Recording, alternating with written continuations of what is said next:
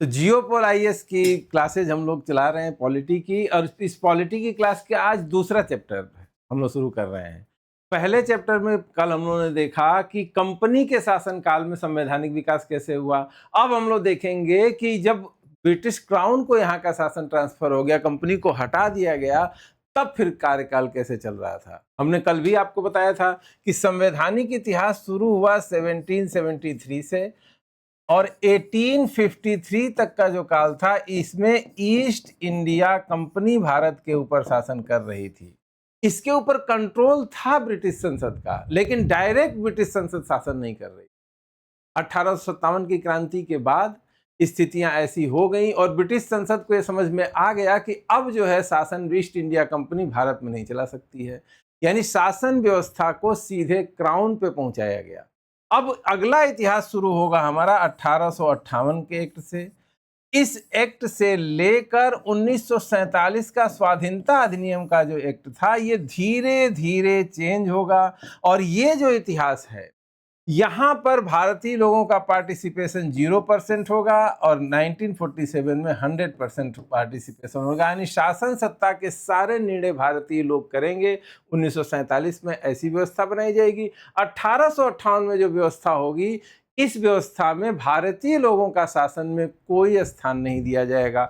यहां से 1858 से 1947 तक का जो इतिहास है, वो धीरे धीरे डेवलप होगा और उत्तरदायित्वपूर्ण रिस्पॉन्सिबल गवर्नमेंट बनने का इतिहास है। 1857 से यात्रा शुरू होगी और 1947 में भारत की स्वतंत्रता के साथ ही ये समाप्त होगी। क्या चीजें जाननी है हमको? सबसे पहले ये जानना है कि 1858 का जो एक्ट था, ये ईस्ट इंडिया कंपनी को बाहर करने के,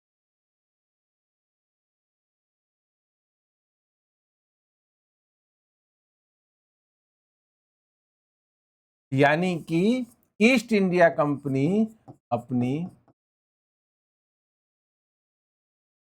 सभी शक्तियां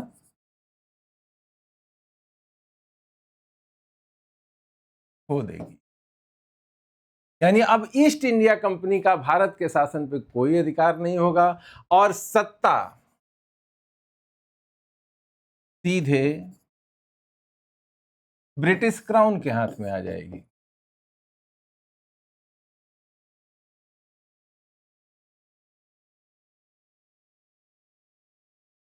को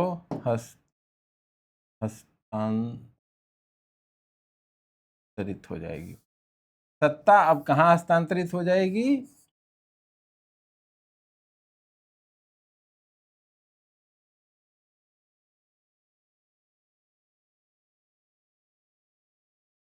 यानी कि ईस्ट इंडिया कंपनी बीच से हट गई। अब डायरेक्ट ब्रिटिश क्राउन का शासन भारत में शुरू होगा। इसी जो सत्ता हस्तांतरण था, इसको ब्रिटिश लोगों ने कहा, ब्रिटिश सरकार ने प्रचारित किया ये कह के कि ये क्या है, मैग्ना कार्टा ऑफ इंडियन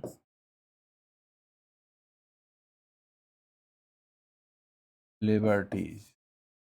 1857 के एक्ट को ही ब्रिटिश जो सरकार थी, इसने इस तरह से पेश किया कि अब भारत के लोग आजाद होने वाले हैं और भारत के लोगों को वही स्टेटस दिया जाएगा जो इंग्लैंड के लोगों को मिल रहा है। इसीलिए इस एक्ट को कहा उन लोगों ने Magna carta of Indian liberty.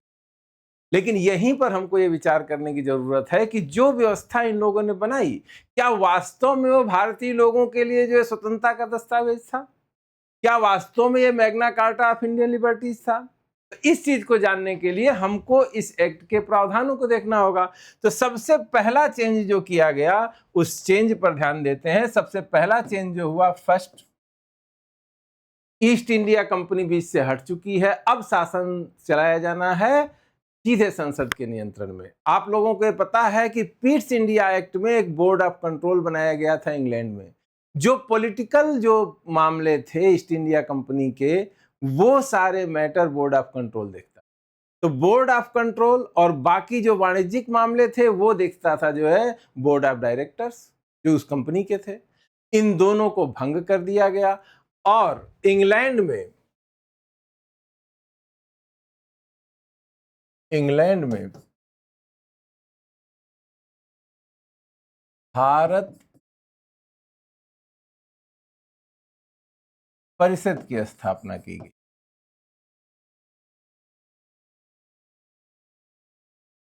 इस परिषद में 15 सदस्य थे और इसकी अध्यक्ष था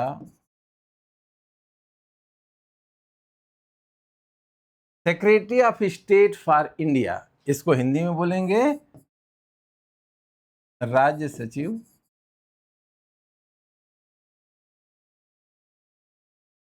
भारतीय मामलों के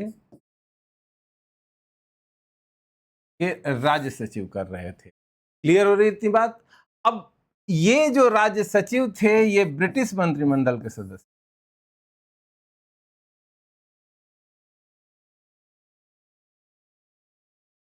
ब्रिटिश मंत्रिमंडल के सदस्य थे। बिल्कुल ऐसे ही लिखिए आप लोग। इसका मतलब है कि भारत के मामले जितने भी होंगे वो राज्य सचिव अपनी 15 सदस्यीय भारत परिषद की सहायता से देखेंगे। और चूंकि ये ब्रिटिश मंत्रिमंडल के सदस्य हैं यानी कि पूरा कंट्रोल किसका हो गया? ब्रिटिश पार्लियामेंट का हो गया। इस चीज को आप समझिए, कोई सत्ता में कब तक रहेगा? जब तक उसका बहुमत होगा। यानी कंट्रोल किसका हो गया? हमारे वहां की संसद का, ब्रिटिश संसद का कंट्रोल हो गया।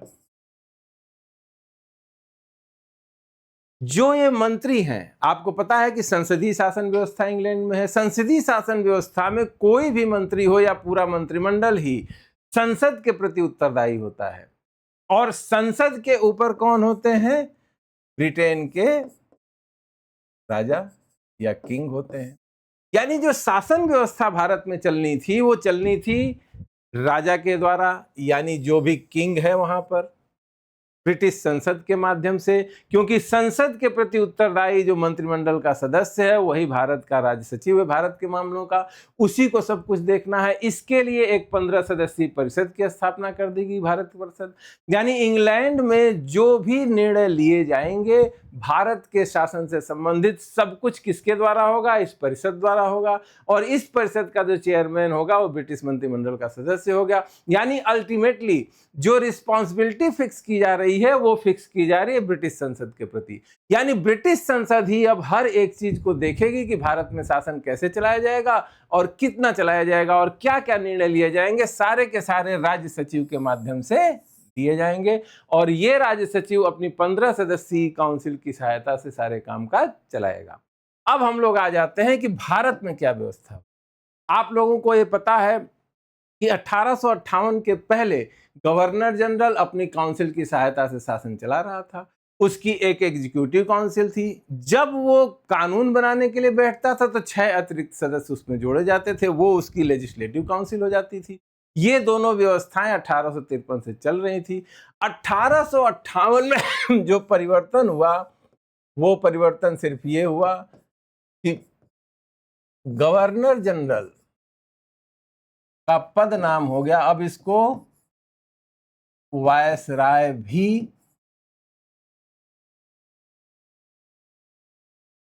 कहा जाने लगा।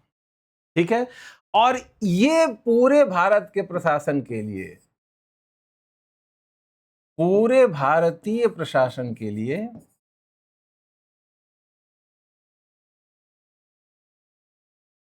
लिए जिम्मेदार था।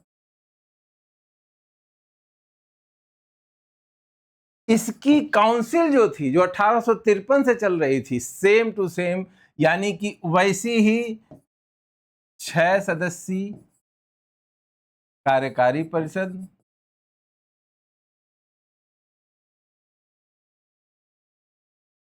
और इसके अलावा 12 सदस्यीय कार्यकारी परिषद के अलावा क्या है? विधायी परिषद।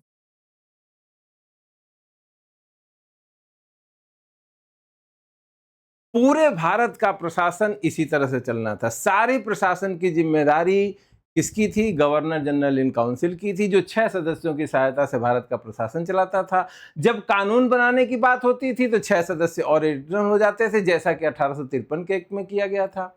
कहा यह गया कि ये Magna carta of Indian liberties है, लेकिन प्रशासनिक व्यवस्था में कोई अंतर किया ही नहीं गया। भारत का जो शासन था वो पूरी तरह से गवर्नर जनरल इन काउंसिल के अधीन था, मतलब पूरी सत्ता गवर्नर जनरल इन काउंसिल में थी। और ये governor general in council responsible किसके प्रति थे? उत्तरदायी थे इंग्लैंड की भारत परिषद के प्रति। और ये भारत परिषद उत्तरदायी थी संसद के प्रति, यानी यहां पर होगा ये ब्रिटिश संसद। यानी कुल ले दे के शासन वैसे ही चल रहा था जैसे इसके पहले के समय में चल रहा था। अगली विशेषता थी प्रशासन पूरी तरह से ऐकिक था, मतलब यूनिटरी शासन था, यूनिटरी कंट्री थी ये। यहां पर जो है किसी तरह के फेडरेशन की कॉन्सेप्ट को अपनाया नहीं गया था, किसी भी तरह का फेडरेशन इस हिंदुस्तान को नहीं बनाया गया था। यानी कि सारी शक्ति किसके पास थी? गवर्नर जनरल और उसकी काउंसिल, पूरे भारत के प्रशासन के लिए। पूरा देश प्रांतों में बटा था,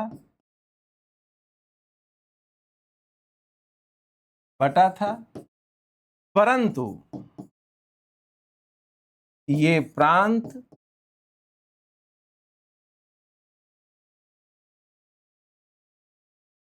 केंद्र सरकार के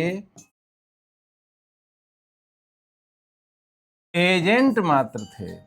यानी कि जो पूरा प्रशासनिक व्यवस्था थी वो सब की सब जो है केवल एजेंट थे, इनकी कोई स्वतंत्र सत्ता नहीं थी। ये पूरी तरह से सारे प्रांतों में गवर्नर थे, लेफ्टिनेंट गवर्नर थे, लेकिन ये लोग काम जो है गवर्नर जनरल इन काउंसिल के मातहत ही करते थे, उनके एजेंट की तरह ही काम करते थे, इनकी कोई स्वतंत्र सत्ता नहीं थी। यानी जो इंडिया का प्रशासन था वो बिल्कुल यूनिटरी या एकिक शासन की तरह जो है गठित किया गया था। अगली खासियत थी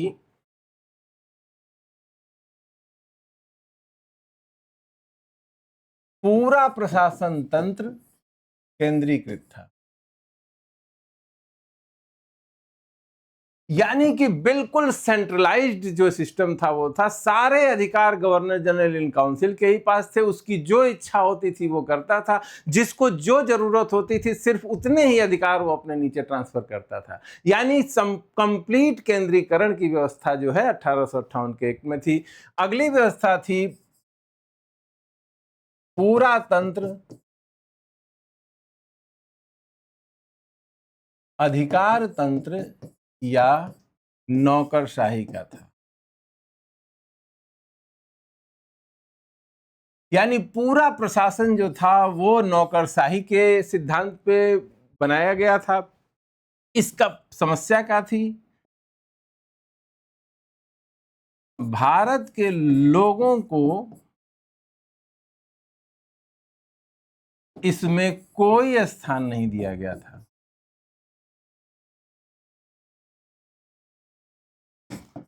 स्थान नहीं दिया गया था। भारतीय लोगों की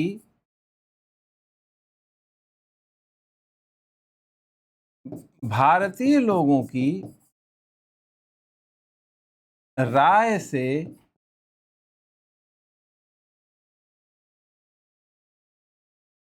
प्रशासन का कोई लेना देना नहीं था। इसी को नोट करिए। कुल ले दे के सिस्टम क्या बना? गवर्नर जनरल इन काउंसिल के पास सारे अधिकार हैं, प्रांतों में पूरे देश को बांटा गया है, लेकिन जो प्रांत हैं वो केंद्र सरकार के एजेंट की तरह ही काम कर रहे हैं, यानी एकिक गवर्नमेंट है।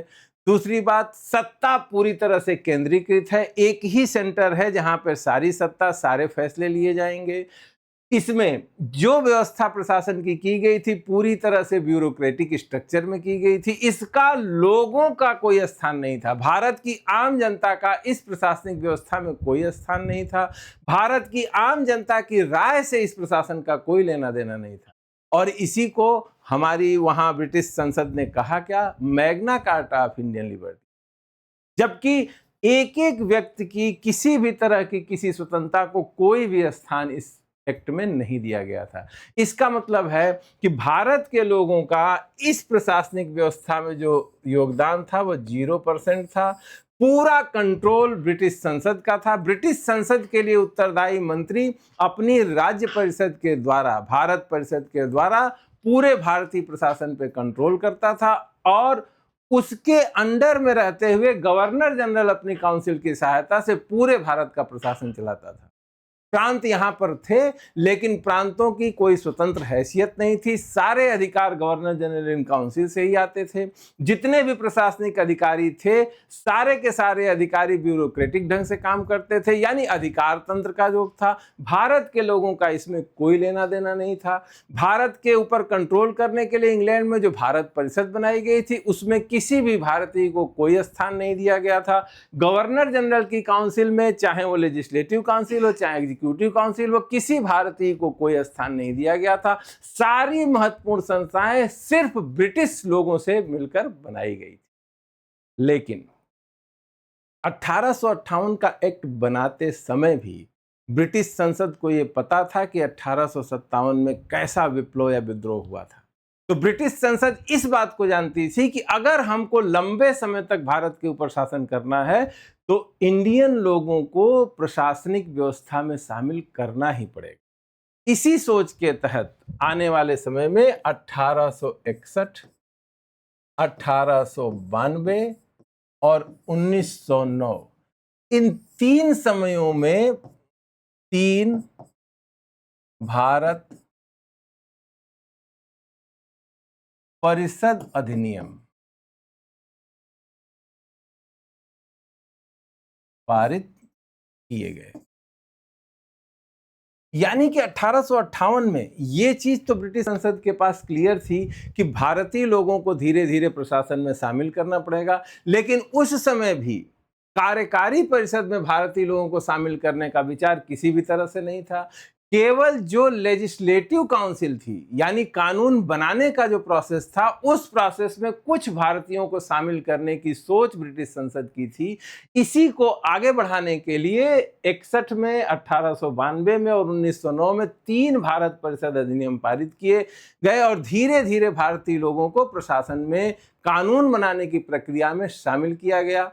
और ये कैसे किया गया, इसी को अब हम लोग पढ़ेंगे। इसके बाद पहला एक्ट है 1858 के एक्ट के बाद 1861 का अधिनियम।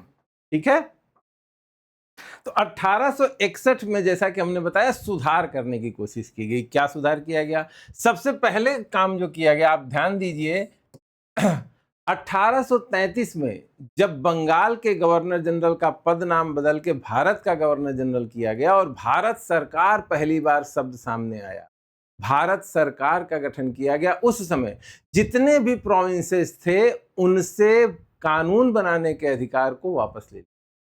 तो सबसे पहला चेंज किया गया बंबई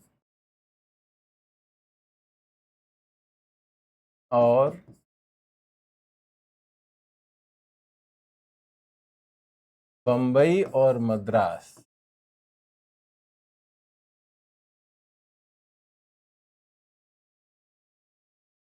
विधायी शक्तियां बहाल कर दी।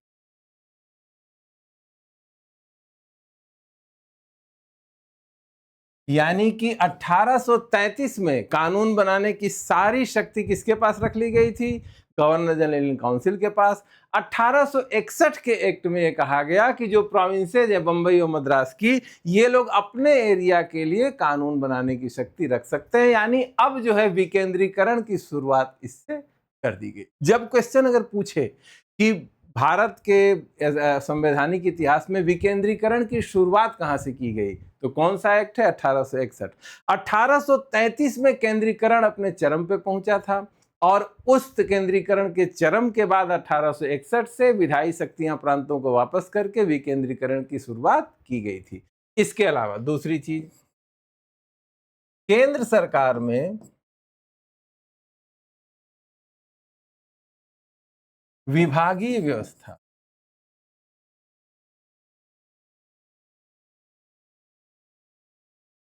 जिसको बोलते हैं पोर्टफोलियो सिस्टम, विभागीय व्यवस्था प्रारंभ की।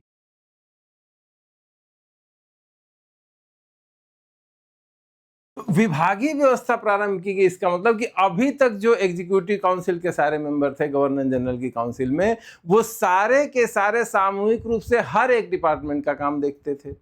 लेकिन 1861 में हर एक सदस्य को अलग अलग डिपार्टमेंट की जिम्मेदारी दी गई। जैसे आज हम देखते हैं कि कोई गृह मंत्री है, कोई वित्त मंत्री है, कोई राज्य मंत्री है, कोई रक्षा मंत्री है, इस तरह की पोस्ट दिखती है ना। यानी हर एक मंत्री का अपना अपना विभाग या अपना अपना पोर्टफोलियो फिक्स कर देना, ये व्यवस्था 1861 में पहली बार भारत में शुरू की गई। अगली चीज क्या की गई 1861 में? अगली चीज ये की गई कि अभी तक गवर्नर जनरल अपनी काउंसिल में जो अतिरिक्त मेंबर, जैसे आप लोगों को पता है कि एक थी गवर्नर जनरल की एग्जीक्यूटिव काउंसिल, जिसमें कितने मेंबर थे? 6 मेंबर थे, ठीक है। और एक इस समय चल रही थी लेजिस्लेटिव काउंसिल, इसमें भी 6 मेंबर और थे। यानी ये 12 लोग मिलकर भारत के लिए कानून बनाते थे। जब कानून बनाने की बात होती, 6 लोग और एडिशनल आ जाते थे। 1861 के एक्ट में कहा गया कि ये जो 6 लोग हैं, ये अभी तक केवल सरकारी सदस्य हुआ करते थे। इसमें ये कहा गया कि अब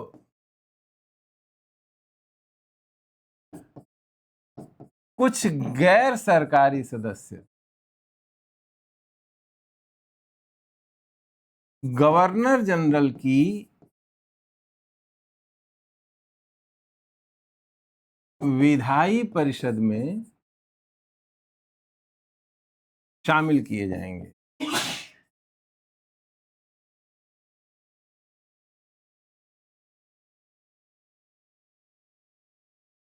यानी कि अब इसकी संख्या थोड़ी बढ़ाई जाएगी और इसमें गैर सरकारी सदस्य भी शामिल होंगे, और गैर सरकारी सदस्य जो शामिल होंगे ये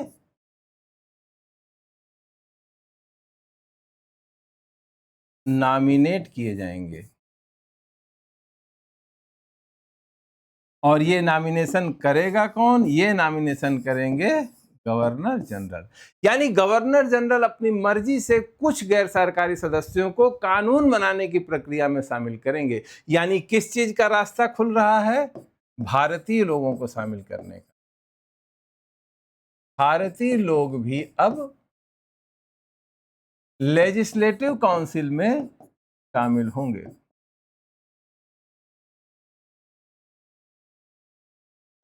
अब भारतीय लोग भी लेजिस्लेटिव काउंसिल में शामिल होंगे, ये व्यवस्था इसमें बन गई। यानी कि चुटकी भर लोक प्रतिनिधित्व का समावेश इस एक्ट में किया गया, जब गवर्नर जनरल को यह कहा गया कि वो भारतीय लोगों को भी विधान परिषद में अपनी शामिल कर सकते हैं। यानी जब कानून बनाने की बात होगी तो इन लोगों को शामिल किया जा सकता था। गैर सरकारी सदस्यों की क्या भूमिका थी? गैर सरकारी सदस्य जो एग्जीक्यूटिव काउंसिल में होंगे विधान परिषद के, यानी विधायी परिषद के गैर सरकारी सदस्य, इनके ऊपर पहला प्रतिबंध था ये प्रशासन की आलोचना नहीं कर सकते थे।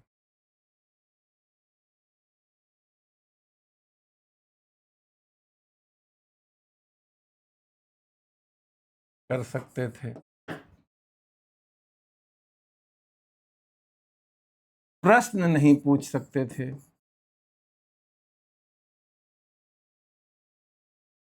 यानी जो गैर सरकारी सदस्य शामिल किए जाएंगे, इनका काम क्या था? इनका काम था केवल विधायी प्रस्तावों पर विचार करना। जो गैर सरकारी सदस्य शामिल किए जाएंगे, पहली चीज ये थी कि गवर्नर जनरल उनको शामिल करेंगे, उनका नॉमिनेशन होगा, किसी तरह का इलेक्शन नहीं होगा।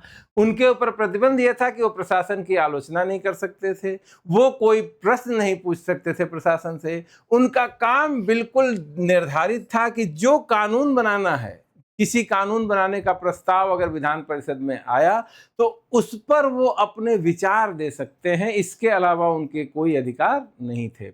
1861 के एक्ट के बाद 1862 में इसी का सहायता लेते हुए सबसे पहले 3 भारतीय लोग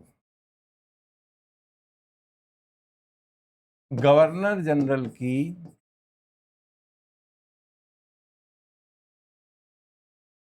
विधायी परिषद में शामिल हुए।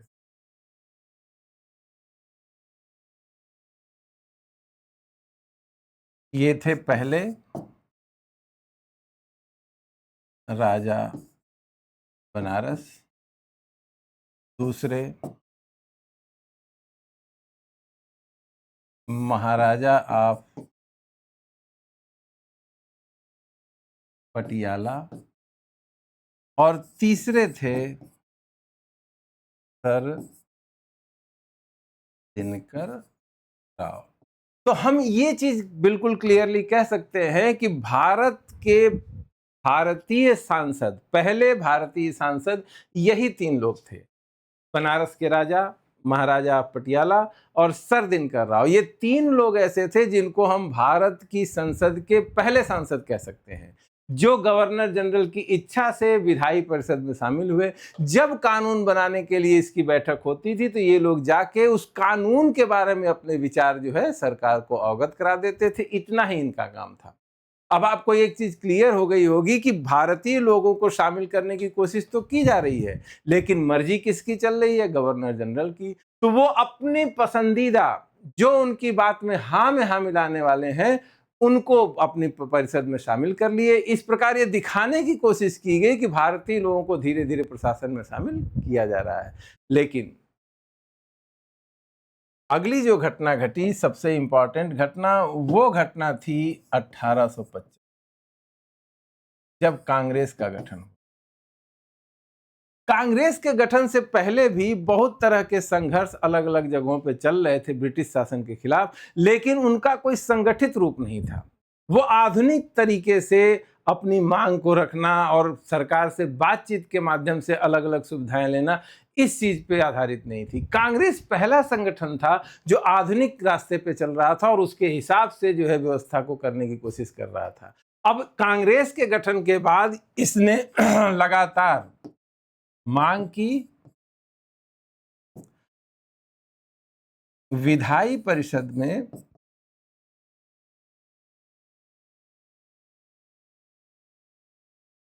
सुधार की। कांग्रेस ने लगातार इस बात की मांग की कि जो इंडियन काउंसिल है, जो कानून बनाने के लिए बनाई गई है, गठित की गई है, उसमें सुधार किए जाने चाहिए। अब ये सुधार कैसे होंगे और इसमें कौन कौन सी चीजें शामिल होंगी, इस चीज को लेके अलग अलग मतभेद थे। लोग ये कहते थे, कुछ लोगों का ये कहना था कि किसी भी तरह से संख्या बढ़ाई जानी चाहिए, अधिक से अधिक लोग इसमें शामिल किए जाने चाहिए, भारतीय लोगों के जो पार्षद शामिल हों, जो सांसद के रूप में शामिल हों, वो विचार विमर्श करने से आगे बढ़कर उनके अधिकारों में वृद्धि करनी चाहिए।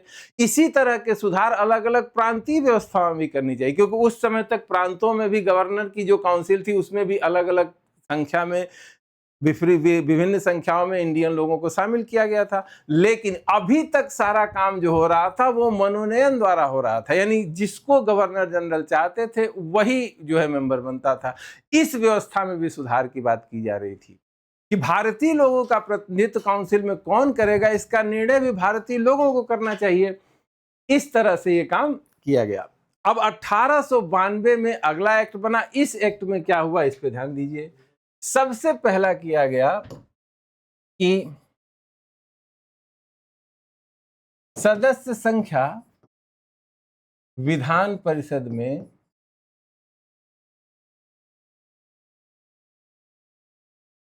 बढ़ाई गई।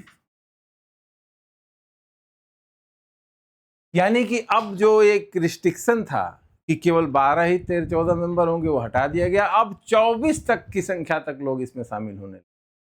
दूसरा, अभी तक आप ध्यान दीजिए कि जो गवर्नर जनरल चाहते थे अपनी मर्जी से लोगों को शामिल करते थे। 1892 के एक्ट में कहा गया कि सदस्य, गैर सरकारी सदस्य,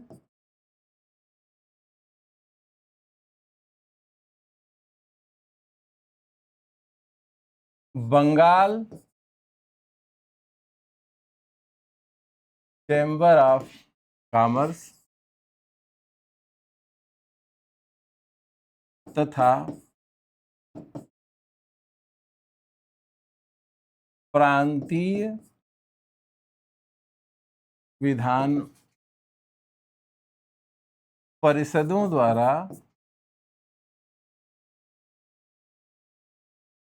नाम निर्देशित किए जाएंगे। क्या मतलब हुआ इसका?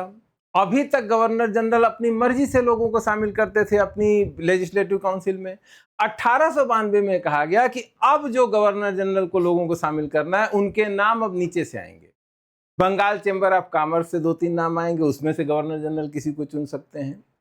जो भी प्रांतीय विधान परिषदें हैं जो अलग अलग प्रांतों में काम कर रही है, वहां से नाम जो है ऊपर की तरफ आएंगे और उसी में से गवर्नर जनरल को चुनना पड़ेगा। तो ये इलेक्शन तो नहीं हुआ, लेकिन इलेक्शन जैसा अगर जो है प्रांतीय विधान परिषदों से लोगों को चुना जाएगा तो भारतीय लोगों की बात तो सुननी ही पड़ेगी। इसके अलावा तीसरा चेंज किया गया, प्रांतीय परिषदों में जिला बोर्ड, विश्वविद्यालय,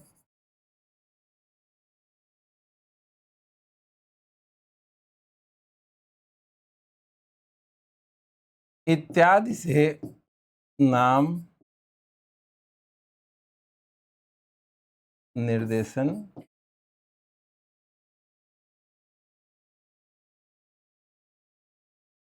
यानी कि जो प्रांतीय विधानसभा में सब लोग विधान परिषद में सदस्य चुने जाएंगे, उनके नाम आएंगे जिला बोर्ड से, जो अलग अलग यूनिवर्सिटी है वहां से नाम आएंगे। उन्हीं नामों से चयन करके विधान परिषद में सदस्य रखे जाएंगे। कुल ले दे के हुआ क्या, व्यवस्था क्या बन गई? जिला बोर्ड,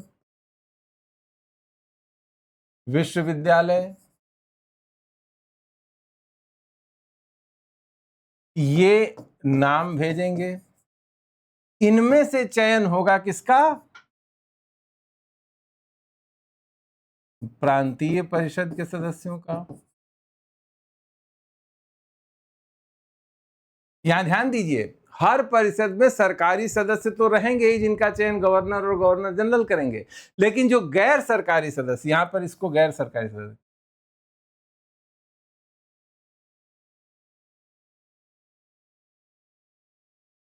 जो गैर सरकारी सदस्य होंगे इनके नाम जिला बोर्ड और विश्वविद्यालय से आएंगे प्रांतों में। जब इसके बाद यहां से नाम जाएंगे केंद्रीय परिषद के लिए,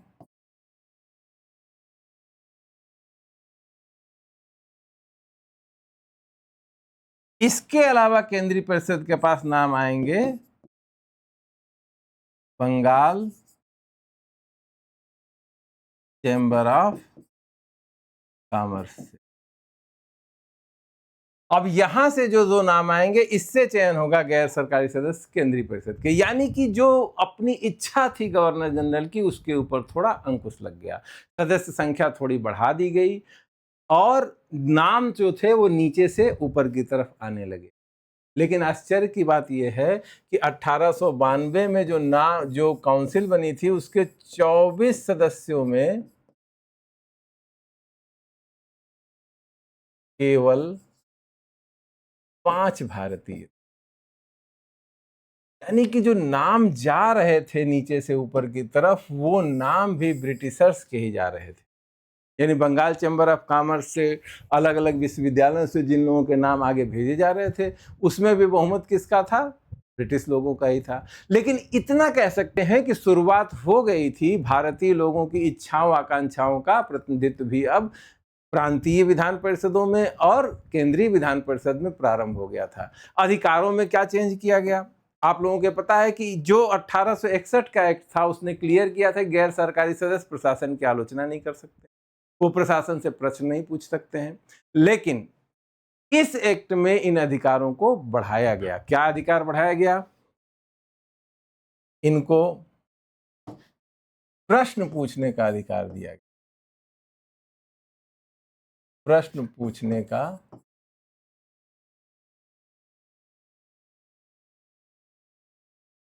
अधिकार दिया गया, परंतु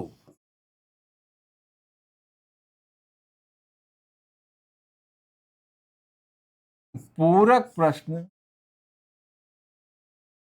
पूछने का अधिकार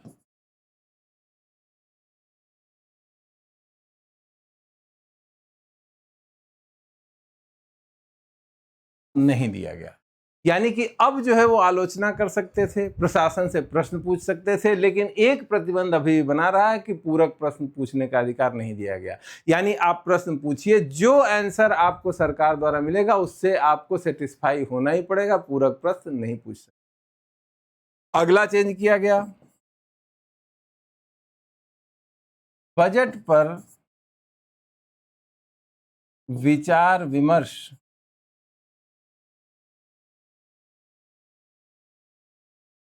करने का अधिकार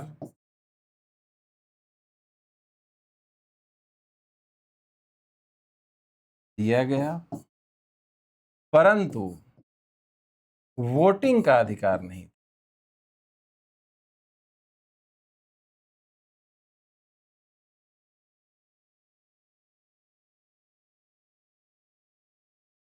यानी अब वो बजट पर भी विचार विमर्श कर सकते थे, बजट की अच्छी बातों को हाईलाइट कर सकते थे, खराब बातों के लिए इसकी आलोचना कर सकते थे, लेकिन बजट को पास नहीं कर सकते। सरकार जो बजट रखेगी उसको पास करने का, जैसे आज के समय में हमारी लोकसभा जब तक बजट को पास नहीं करेगी तब तक सरकार 1 रुपया भी खर्च नहीं कर सकती। लेकिन 1892 के एक्ट में भारतीय लोग या जो भी विधान परिषद थी उस समय, लेजिस्लेटिव काउंसिल थी गवर्नर जनरल की, वो प्रशासन से प्रश्न पूछ सकते थे, लेकिन पूरक प्रश्न नहीं, कम सप्लीमेंट्री क्वेश्चन नहीं पूछ सकते थे। बजट पे विचार विमर्श कर सकते थे, लेकिन बजट को पास नहीं कर सकते। तो इस स्थिति के बाद अगला स्टेप जो है शुरू होता है, जिसके बारे में हम लोग बात करेंगे। अब आंदोलन धीरे धीरे बढ़ रहा था। अब ये जो सुधार किए गए थे इसमें दिखावा ज्यादा था, वास्तविकता में भारतीय लोगों को स्थान नहीं मिल पा रहा था और स्वतंत्रता आंदोलन धीरे धीरे नई ऊंचाइयों की तरफ पहुंच रहा था। धीरे धीरे स्थितियां बदलती जा रही थी। 1909 का जो अधिनियम अगला पारित किया गया था उसके पीछे बहुत से कारण थे। सबसे पहला कारण था बंगाल का विभाजन। आप सभी लोगों को पता है कि कर्जन ने बंगाल का विभाजन किया 1905 में, और बंगाल का विभाजन करने के पीछे अंग्रेज सरकार ने तर्क दिया कि यह प्रशासनिक सुविधा के लिए किया गया, बंगाल बहुत बड़ा राज्य है इसलिए किया गया, जबकि वास्तविकता यह नहीं थी। 1900 ईस्वी तक आते आते अंग्रेजों के समझ में आ गया था कि अगर हमको प्रशासन यहाँ पे चलाना है और किसी भी तरह से अपने साम्राज्य को हमेशा बनाए रखना है तो यहाँ की जनसंख्या में फूट डालनी पड़ेगी, और फूट डालने का सबसे बड़ा माध्यम उन्होंने बनाया धर्म को।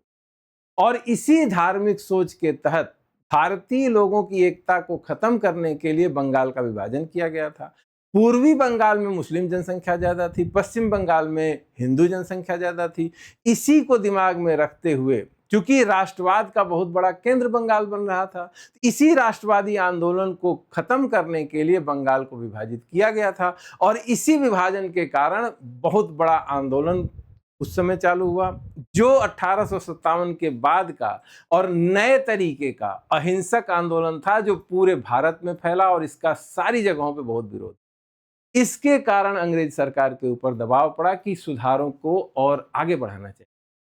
अगली घटना जो थी कांग्रेस की मांग। कांग्रेस चूंकि बन चुकी थी और हर एक मीटिंग में, बैठक में वो लगातार जो है आंदोलन करती थी और अंग्रेज सरकार से सुधारों की मांग करती थी कि नए नए सुधार किए जाने चाहिए। अगला चेंज हुआ, इंग्लैंड में सरकार जो थी वो लिबरल पार्टी की जीत हुई और नई सरकार का गठन हुआ। इस कारण से भी सुधारों को बल मिला। अगली घटना थी शिमला प्रतिनियुक्ति। शिमला में जो यहाँ के वायसराय थे, उन्होंने जो है अलग अलग ग्रुप्स के लोगों से और विशेषतः मुस्लिम लीग जो बनी थी 1906 में, उनके लोगों से जो है मीटिंग की थी और वहां पर उनको कई सारे आश्वासन दिए थे। और कौन कौन सी चीजें थी देखिए। लॉर्ड कर्जन ने 1905 में बंगाल को 2 भागों में बांटा, जिससे एक बड़ी क्रांति हुई। 1906 में इंडियन नेशनल कांग्रेस ने होम रूल की मांग की कि हमको अपना स्वतंत्र शासन चाहिए, हमको अपना स्वशासन चाहिए भारत के अंदर। यानी कि डोमिनियन स्टेटस की मांग की जा रही थी कि हम अंग्रेजों के उपनिवेश बने रहे लेकिन सेल्फ रूल हमको मिलना चाहिए, हमको अपने ऊपर बहुत सारे अधिकार अपने शासन सत्ता में मिलने चाहिए और भारतीय लोगों को अधिक से अधिक पार्टिसिपेशन मिलना चाहिए। 1906 के एक बजट भाषण में मार्ले ने वादा किया था कि वह सुधार के प्रस्तावों पर विचार करेगा। यानी उस समय जो हमारे वायसराय थे, उन्होंने कहा था कि इंग्लैंड की सरकार भी इस पर विचार कर रही है कि अब जो है सुधार करने का समय आ गया। 1892 के बाद से मुसलमानों के लिए अलग निर्वाचन मंडल का प्रस्ताव आगा खां ने रखा था जब वह शिमला में लॉर्ड मिंटो से मिले थे। आगा खां का कहना था कि मुसलमानों के हित जो है हिंदुओं के हित से अलग हैं और इन लोगों को अलग जो है एक वोटिंग पैटर्न में लागना चाहिए और मुस्लिम लोग मिलकर ही मुसलमानों का चयन करें, उसको किसी और धर्म के लोगों के वोट की जरूरत न हो, उनके लिए सीटें अलग की जाएं, ये मांग उन्होंने रखी थी। इसी परिदृश्य के बाद मार्ले और मिंटो सुधार के नाम से 1909 में एक नया सुधार आया, इसको कहते हैं मार्ले मिंटो सुधार। इसको देखते हैं। तो मार्ले मिंटो सुधार की जो पृष्ठभूमि थी हम लोगों ने देख ली। तो सबसे पहला सुधार जो किया गया, विधायी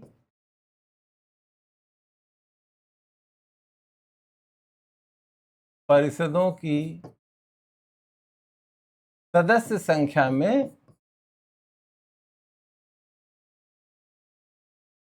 वृद्धि की गई। यानी पहले से जितने सदस्य थे उनको बढ़ाया गया।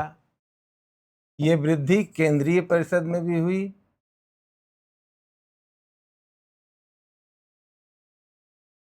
और प्रांतीय परिषदों में भी हुई।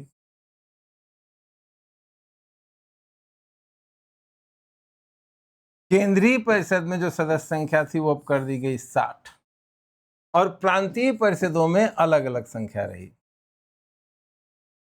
यानी अलग अलग प्रांतों में अलग अलग संख्या थी। ये याद करने की जरूरत नहीं, हमको याद करना है कि अब केंद्रीय परिषद में कितने सदस्य शामिल होंगे, 60 सदस्य शामिल होंगे।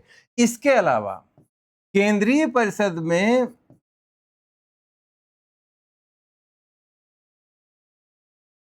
सरकारी सदस्यों का बहुमत रखा गया, बना रहा। यानी कि जो केंद्रीय परिषद थी वो बनेगी सरकारी और गैर सरकारी दोनों सदस्यों से मिलके, लेकिन बहुमत किसका होगा, सरकारी सदस्यों का होगा। प्रांतीय परिषदें जो होंगी वो भी सरकारी और गैर सरकारी दोनों सदस्यों से मिलकर बनेगी, लेकिन यहां पर गैर सरकारी सदस्यों के बहुमत की अनुमति थी। यानी प्रांतों में जो विधान परिषद है उसमें गैर सरकारी सदस्य बहुमत में हो सकते हैं, लेकिन केंद्रीय विधान परिषद में अभी भी सरकारी सदस्यों का बहुमत बरकरार रखा गया।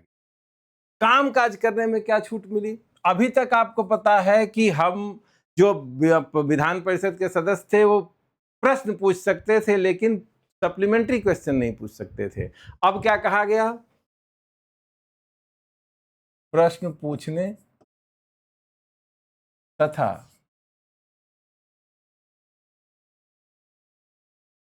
पूरक प्रश्न पूछने का अधिकार दिया गया।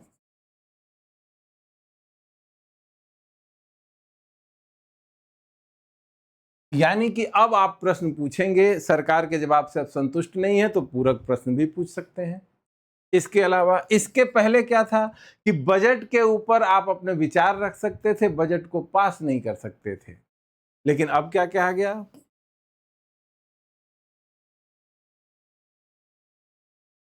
बजट प्रस्तावों को पारित करने का अधिकार दिया गया।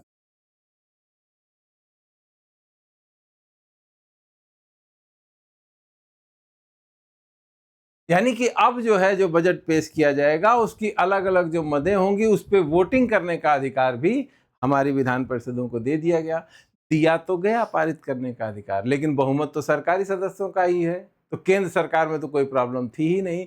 और इस समय तक ध्यान देने वाली बात यह है, कैसे अधिकार दिए जा रहे हैं, इनका कोई मतलब नहीं निकल रहा है। इसको समझने के लिए आप इस बात को जानिए कि केंद्रीय परिषद में सरकारी सदस्यों का बहुमत है। अपने बहुमत से ये हमेशा बजट को पारित करा लेंगे, हर एक प्रस्ताव को पारित करा लेंगे। बस इतनी खुशी की बात है कि जो गैर सरकारी सदस्य हैं, उनके विचार कम से कम सरकार के पास पहुंच जाएंगे, इतनी ही सुविधा दी गई। और उस समय केंद्र सरकार का बजट और प्रांतीय सरकार का बजट अलग अलग था नहीं, इसलिए बजट केवल केंद्रीय सरकार का ही पास होता था, उसी में पूरे भारत का बजट रहा करता था। अगला जो चेंज किया गया और सबसे बड़ी बात थी, ये एक बड़ी जीत थी भारतीय लोगों की, वो क्या थी? वायसराय की कार्यकारी परिषद यानी एग्जीक्यूटिव काउंसिल परिषद में भारतीय लोगों की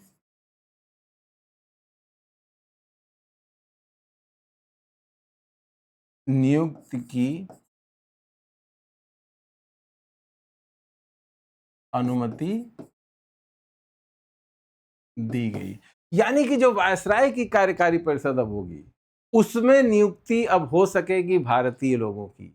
यानी कि भारत सरकार में पहली बार कोई इंडियन आदमी मंत्री जैसी स्टेटस पे भी जाएगा। अभी तक आप लोगों ने देखा कि जो भी इंडियन लोगों को अधिकार दिए जा रहे थे, वो विधान परिषद में दिए जा रहे थे। यानी कानून बनाने के काम में अधिक से अधिक भारतीयों को धीरे धीरे शामिल करके उनकी संख्या बढ़ाई जा रही थी। नॉमिनेशन से किया जा रहा था, अपनी मर्जी हटाई जा रही थी, ये सारे काम किए जा रहे थे। एग्जीक्यूटिव काउंसिल में पहली बार इंडियन लोग शामिल हो सकते हैं, 1909 में किया गया। और इसी के आधार पर 1911 में सत्येंद्र प्रसाद सिन्हा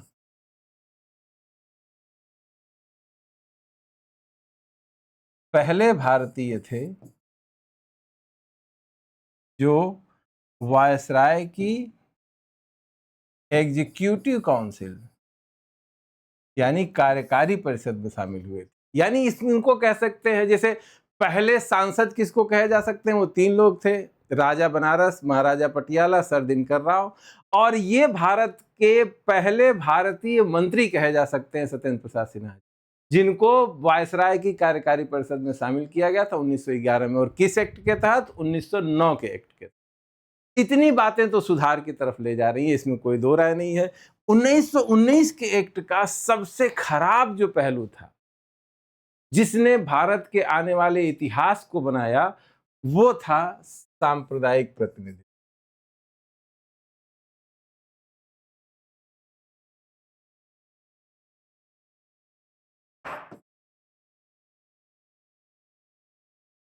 सांप्रदायिक प्रतिनिधित्व 1906 में मुस्लिम लीग की स्थापना हुई, 1909 में एक्ट बना। आगा खान ने पहली बार जो है लॉर्ड मिंटो से बात करके और ये कहा था कि मुसलमानों को सांप्रदायिक प्रतिनिधि सेपरेट इलेक्टोरेट दिया जाना चाहिए।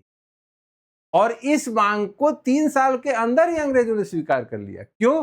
क्योंकि भारत में शासन करने के लिए फूट डालो और राज करो की जो नीति थी, उसके लिए बिल्कुल सुटेबल था कि सांप्रदायिक प्रतिनिधित्व के आधार पर दोनों को अलग अलग कर दो, मुसलमानों को शेष भारत के जो जितने भी धर्म है उनसे अलग कर दो। और इसी पथ पे चलते हुए पहली बार 1909 में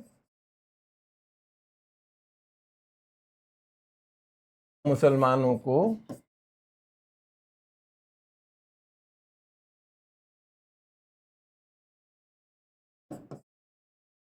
सेपरेट इलेक्टोरेट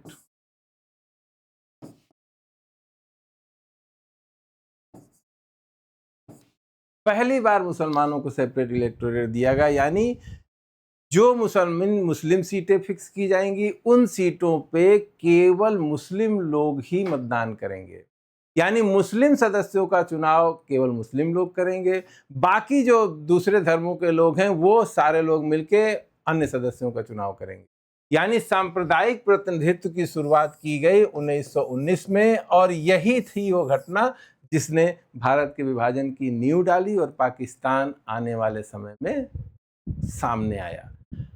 काफी कोशिशों के बाद भी, कांग्रेस की बहुत सारी कोशिशों के बाद भी इस समस्या को दूर नहीं कर पाए हम लोग, और उस समय की लीडरशिप 1947 तक आते आते इस बात को लेकर झुक गई कि अब भारत का विभाजन करने के अलावा और कोई तरीका नहीं है जिससे शांति स्थापित हो सके। तो उस घटना के जो बीज हैं वो इसी 1909 के एक्ट के सांप्रदायिक प्रतिनिधित्व वाले क्लास में आते। ठीक है, अब 1919 का हो गया। इसके बाद जो है दुनिया बहुत तेजी से चेंज हो रही थी। प्रथम विश्व युद्ध छिड़ गया। अब प्रथम विश्व युद्ध में भारतीय लोगों का पूरा सहयोग चाहिए था अंग्रेजों कि किसी भी तरह से भारतीय लोग जो है बिल्कुल जी तोड़ मेहनत करके और भारत के अंग्रेजों के जो है विश्व युद्ध के प्रयासों में जो है भाग लें।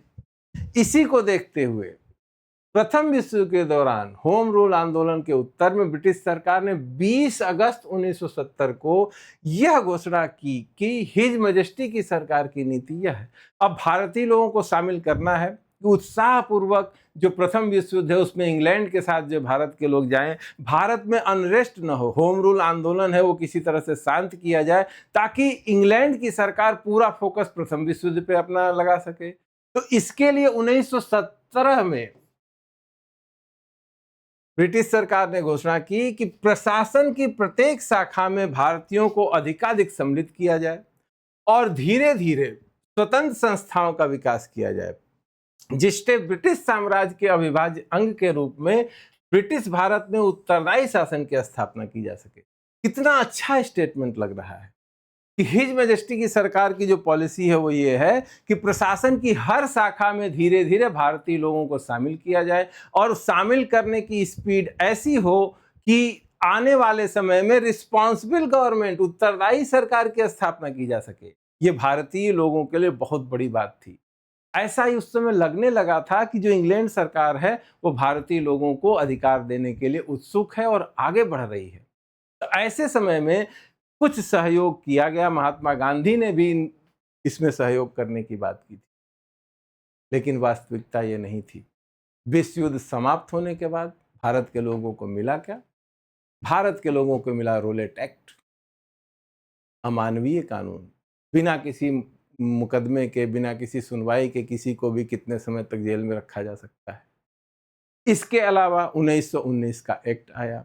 इसमें सुधार करने का दिखावा तो बहुत कुछ किया गया, लेकिन एक्चुअल में कुछ भी दिया नहीं गया। ये कैसे समझेंगे हम? जब एक एक चीज को समझेंगे। भारत शासन अधिनियम 1919 द्वारा अपनाई गई प्रणाली के मुख्य लक्षण निम्नलिखित थे। सबसे पहला चीज जो थी वो थी प्रांतों में द्वैध शासन, यानी कि प्रांत जो होंगे वहां पर डायरची शुरू होने वाली थी, यानी वहां के शासन में थोड़ा सा उत्तरदायित्व का लक्षण आने वाला था। वो कैसे था इसको समझिए। जो शासन के विषय थे दो भागों में बांटे गए, केंद्रीय और जो भी शासन प्रशासन के विषय उनका दो भाग में बांट दिया गया, केंद्रीय और प्रांतीय। केंद्रीय जो विषय थे इनके ऊपर केंद्र का नियंत्रण,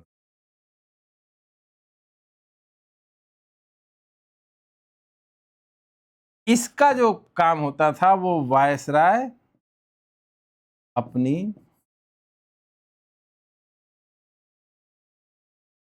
कार्यकारी परिषद की सहायता से करेगा। यानी केंद्र सरकार में मोटा मोटा कोई चेंज नहीं हुआ। जो विषय केंद्रीय लिस्ट में रखे गए उन विषयों का प्रशासन वायसराय को अपनी परिषद के हिसाब से कर। प्रांतों में जो विषय दिए गए इनको दो भाग में बांट दिया गया। एक था आरक्षित या रिजर्व, दूसरा था अंतरित या ट्रांसफर्ड। प्रांतीय विषयों को दो भाग में बांटा गया, आरक्षित और अंतरित या ट्रांसफर्ड के रूप में। आरक्षित विषयों का प्रशासन प्रांत के गवर्नर को करना था। किसकी सहायता से? अपनी काउंसिल की सहायता। यानी जैसे पहले व्यवस्था चल रही थी सेम व्यवस्था आरक्षित विषयों को लेकर चलती रही। जो अंतरित विषय से ट्रांसफर थे इसी छोटे से हिस्से में रिस्पॉन्सिबल गवर्नमेंट बनाने की कोशिश। ये क्या होता था इसमें? इसका प्रशासन की जिम्मेदारी थी गवर्नर की, और ये अंतरित विषयों का प्रशासन करते थे विधान परिषद को उत्तरदायी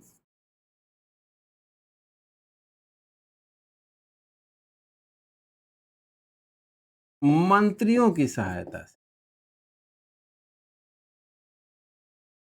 क्लियर हो रही है इतनी बात? केंद्रीय जो विषय थे उनके ऊपर केंद्र सरकार का नियंत्रण था, उसका प्रशासन गवर्नर जनरल या वायसराय अपनी कार्यकारी परिषद की सहायता से करते थे। प्रांतीय विषयों को दो भागों में बांट दिया गया, आरक्षित और अंतरित। जो आरक्षित सब्जेक्ट थे उसका प्रशासन गवर्नर अपनी काउंसिल की सहायता से करता था, जैसे वो पहले पूरा प्रशासन चला रहा था। जो ट्रांसफर्ड सब्जेक्ट थे इसी छोटे से एरिया में मंत्रियों की सहायता से गवर्नर जनरल को शासन चलाना था, और मंत्रियों की सहायता से शासन चलाना था।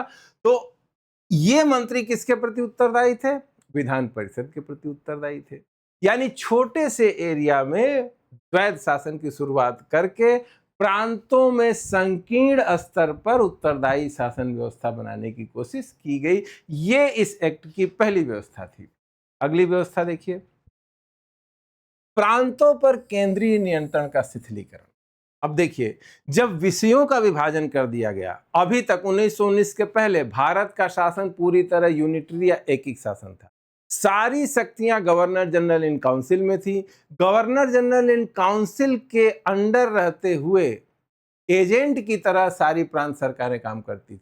यानी अल्टीमेट जो पावर थी हमेशा जो है गवर्नर जनरल इन काउंसिल के पास थी।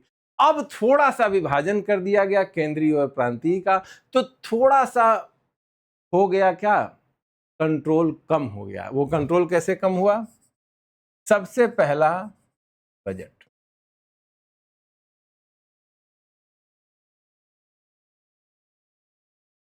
पहली बार प्रांतीय बजट केंद्रीय बजट से अलग हुआ।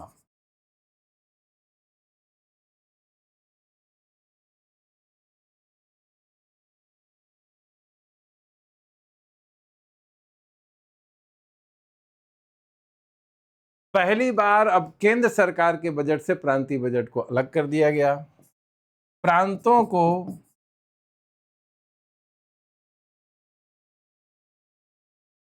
अपने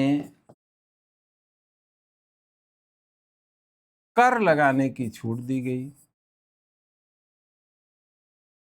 यानी प्रांतीय सरकारें अपनी इच्छा से अपनी मर्जी के हिसाब से कर लगाने के लिए फ्री कर दी गई। प्रांतों का मतलब बजट भी अलग हो गया और कर लगाने की शक्ति भी अलग हो गई। ठीक है, तो पहली बार बजट अलग हो गया, प्रांतों को कर लगाने की छूट दे दी गई। इससे ऐसा लग रहा होगा कि सब कुछ बेहतर चल रहा है। एक और चेंज किया गया, प्रांतीय विधान परिषदों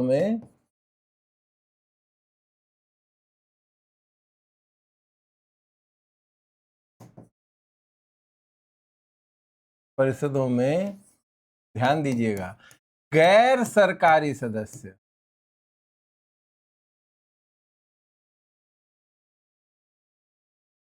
सदस्यों की संख्या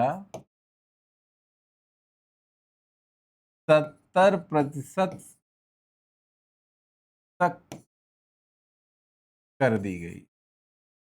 अब इसको ध्यान दीजिए, 70% गैर सरकारी सदस्य हैं और इसी विधान परिषद के प्रति उत्तरदायी जो मंत्री हैं उनको ट्रांसफर्ड सब्जेक्ट, जो अंतरित विषय थे उनका प्रशासन करना है, गवर्नर को उन्हीं से पूछकर सारे काम उसके करने हैं।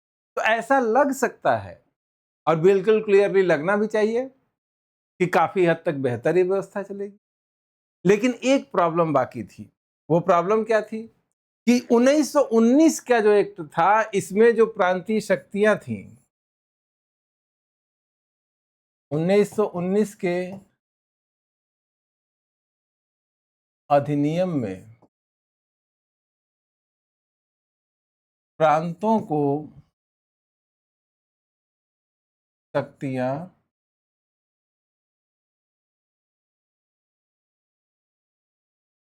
प्रत्यायोजित की गई थी।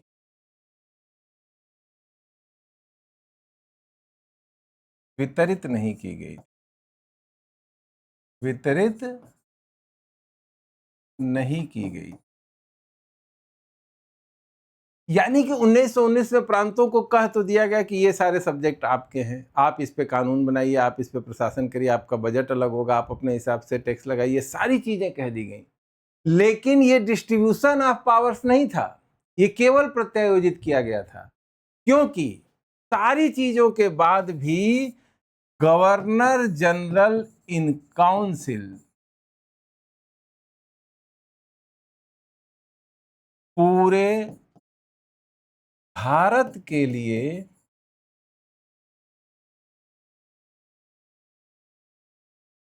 कोई भी कानून बना सकता था।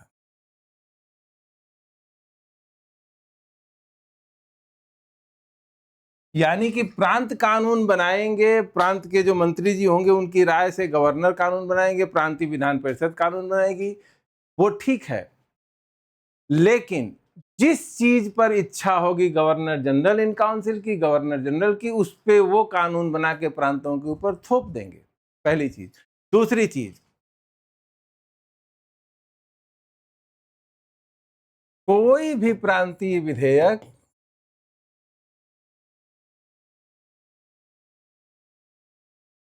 विधेयक गवर्नर जनरल की अनुमति के बिना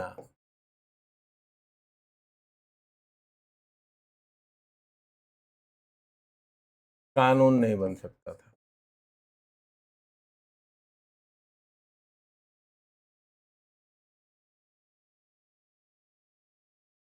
यानी कि आज के समय में अगर आप ध्यान देंगे तो आपको ये पता चलेगा कि हमारी राज्य विधानमंडल से कोई भी विधेयक पास हो, उसके ऊपर गवर्नर की साइन हो जाए, वो कानून बन जाएगा।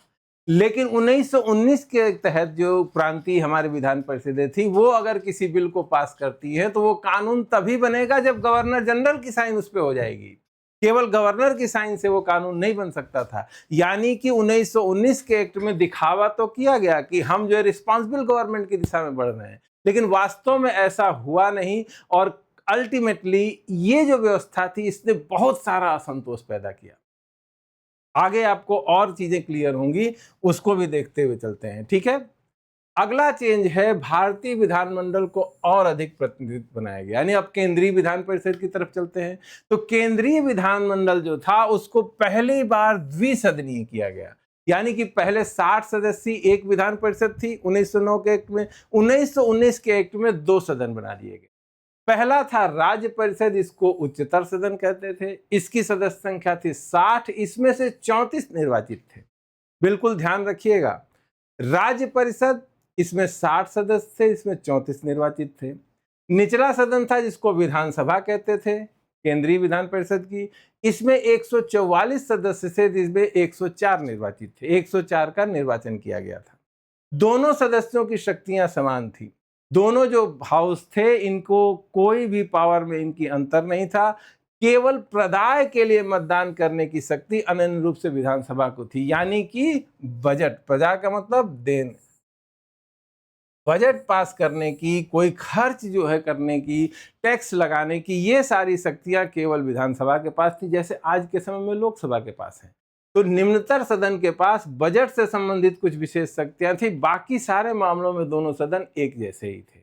निर्वाचक मंडल जाति और भाग के आधार पर था, यानी जो सांप्रदायिक निर्वाचन शुरू किया गया था 2009 में, उसको और मजबूत किया गया 1919 के एक्ट में। ठीक है। केंद्रीय विधानमंडल की बाबत गवर्नर जनरल की अध्यादेश शक्तियों को निम्नलिखित रूप में बनाए रखा गया। असंतोष का कारण जो था वो इसी में आपको दिखेगा। अभी कुछ विषयों से संबंधित विधेयकों के लिए उसकी पूर्व अनुमति आवश्यक थी, ये तो फिर भी ठीक है। हर एक पॉलिटिकल सिस्टम में एग्जीक्यूटिव को वीटो की पावर दी जाती है, हमारे यहाँ भी है। अगर राष्ट्रपति जो है पहले से अनुमति नहीं देगा तो धन विधेयक पेश नहीं हो सकता है। इस तरह की चीजें हमारे संविधान में भी हैं, तो ये इसमें भी था। उसे वीटो की या सम्राट के लिए आरक्षित करने की शक्ति थी, यानी कि जो बिल पास होके जाएगा उसको वो खुद भी वीटो कर सकता था या इंग्लैंड के सम्राट के लिए आरक्षित कर सकता था। इसमें उतनी प्रॉब्लम नहीं थी, असली प्रॉब्लम थी इसमें। इसको जरा देखिए, उसे शक्ति थी कि विधानमंडल द्वारा नामंजूर विधेयक को लागू कर दे, यानी कि भारतीय विधानमंडल ने जिस एक्ट को रिजेक्ट किया है, कहा है कि यह लागू नहीं होना चाहिए, अगर गवर्नर जनरल चाहता तो उसको भी कानून बना सकता था। वो बीच में ही किसी विधेयक पर विचार विमर्श को रोक भी सकता था कि इस एक्ट पर आप लोग विचार मत करिए, इसको पास नहीं किया जाएगा। विधानमंडल कोई पास करके भेजे, उसके ऊपर वो वीटो कर सकता था। जिस एक्ट को, जिस बिल को विधानमंडल रिजेक्ट कर दे, उसको भी गवर्नर जनरल लागू कर सकता था, अध्यादेश भी जारी कर सकता था। अब ऐसी व्यवस्था में एक्चुअल में सारी पावर तो गवर्नर जनरल के पास ही रह गई, तो भारतीय लोग संतुष्ट हो भी कैसे सकते थे। सबसे ज्यादा विरोध इसी चीज का हुआ था जो तीसरे नंबर पर लिखा हुआ। उसे शक्ति थी कि विधानमंडल द्वारा नामंजूर विधेयक को लागू कर, यानी जिसको हमारी विधानसभा ने बिल्कुल रिजेक्ट कर दिया कि ये भारतीय लोगों के ऊपर लागू नहीं होना चाहिए, उसको भी लागू करने की जो पावर थी वो गवर्नर जनरल को दे दी गई। ठीक है। अगली चीज, अन्य घटनाएं। लंदन में भारत के उच्चायुक्त के पद का सृजन किया गया।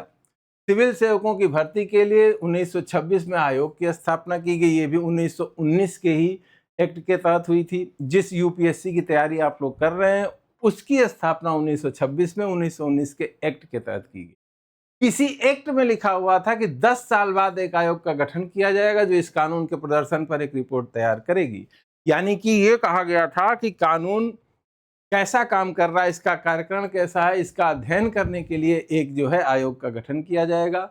लेकिन 10 साल से पहले ही 1927 में साइमन आयोग का गठन कर दिया गया था। राज्य सचिव का वेतन भारतीय राजस्व से भुगतान किया जाना था। जो भारत परिषद बनी हुई थी, भारतीय मामलों के मंत्री थे जो उसके अध्यक्ष थे, उनका वेतन अब इंडियन जो है फाइनेंस से, यानी यहाँ के राजस्व से किया जाना था। यह भी 1919 के एक्ट में दिया हुआ था। प्रत्यक्ष चुनावों की शुरुआत हुई 1919 के एक्ट से ही। डायरेक्ट इलेक्शन की शुरुआत की गई। इसने वायसराय की कार्यकारी परिषद में 3 भारतीय सदस्यों की नियुक्ति की अनुमति दी, यानी कमांडर इन चीफ के अलावा 3 इंडियन अब जो एग्जीक्यूटिव काउंसिल में शामिल हो सकते थे। 1919 में कितना था? 1 था। तभी सत्येंद्र प्रसाद सिन्हा को पहला मेंबर बनाया गया था एग्जीक्यूटिव काउंसिल में। अब यह 1919 में कहा गया कि अब एग्जीक्यूटिव काउंसिल में 3 भारतीय भी शामिल हो सकते हैं। मुसलमानों को सांप्रदायिक प्रतिनिधित्व दिया गया था 1909 में। 1919 में इसका विस्तार कर दिया गया। अब भारत में सिखों, ईसाइयों, आंग्ल भारतीयों तथा अन्य यूरोपीय लोगों के लिए पृथक निर्वाचन मंडल का विस्तार किया गया, यानी कि सब सेक्शन को अलग अलग, ईसाई अलग हो जाएं, मुसलमान अलग हो जाएं, हिंदू अलग हो जाएं, एंग्लो इंडियन अलग हो जाएं, जो यूरोपीय लोग यहाँ रह रहे हैं वो लोग अपना प्रतिनिधि अलग चुने, यानी अलग अलग पार्ट में। एक ही भारत में 20-25 भारत बनाने की प्लानिंग 1919 के एक्ट से शुरू कर दी गई थी। 1919 के सुधार भारत की जनताओं की आकांक्षा की पूर्ति नहीं करते। कहा यह गया था 1917 के स्टेटमेंट में 20 अगस्त वाले, जो मैंने पहले बताया कि प्रशासन की शाखा, हर एक शाखा में अधिक से अधिक भारतीयों को शामिल किया जाएगा, उत्तरदायी सरकार का गठन किया जाएगा। और किया क्या गया? केवल छोटे से क्षेत्र में द्वैध शासन लागू किया गया प्रांतों में, उसमें भी बहुत छोटे से क्षेत्र में जो है ट्रांसफर्ड सब्जेक्ट के विषय में इंडियन मंत्रियों की सहायता से काम करना था। सारी पावर गवर्नर के रखी। सबसे ज्यादा असंतोष, सबसे अधिक असंतोष